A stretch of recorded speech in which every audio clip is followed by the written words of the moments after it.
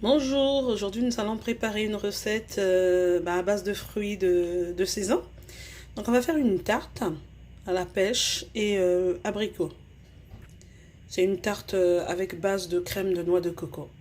Donc voilà, nous aurons pour cela besoin de une pâte sablée maison, 50 g de beurre mou, 50 g de sucre glace, 20 g de noisettes en poudre, 35 g de noix de coco râpée, 3 pêches et 3 abricots.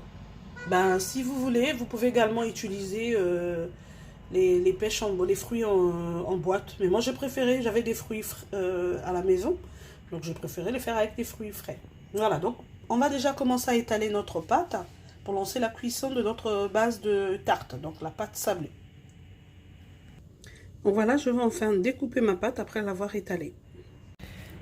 Donc là, nous allons lancer la préparation de notre crème coco. Donc, dans un saladier, je viens de verser mon beurre mou. Je vais rajouter le sucre glace. Je vais mélanger le tout. Donc voilà, je viens de mélanger mon sucre glace et mon beurre mou. Je vais enfin verser ma poudre de noisettes. Et je vais mélanger le tout.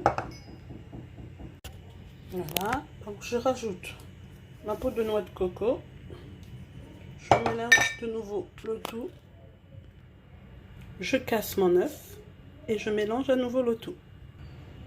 Voilà, après mélange, ce que j'obtiens comme crème. Alors je vais laisser reposer cela pendant que je lance la préparation de ma tarte. Donc le fond de ma tarte, je lance la préparation. Je vais la précuire un tout petit peu. Je mets au four pendant 15 minutes à 170 degrés. Donc voilà, là ma tarte, ma base de tarte est précuite. Je vais enfin verser ma préparation de crème de noix de coco. Et je vais enfourner à 170 degrés pendant 30 minutes. Donc voilà, j'ai posé ma base de crème coco. Je vais étaler maintenant mes fruits.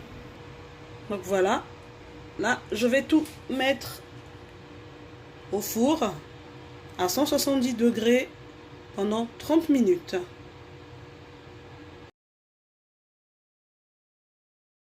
Le gâteau est prêt, je vais enfin le démouler.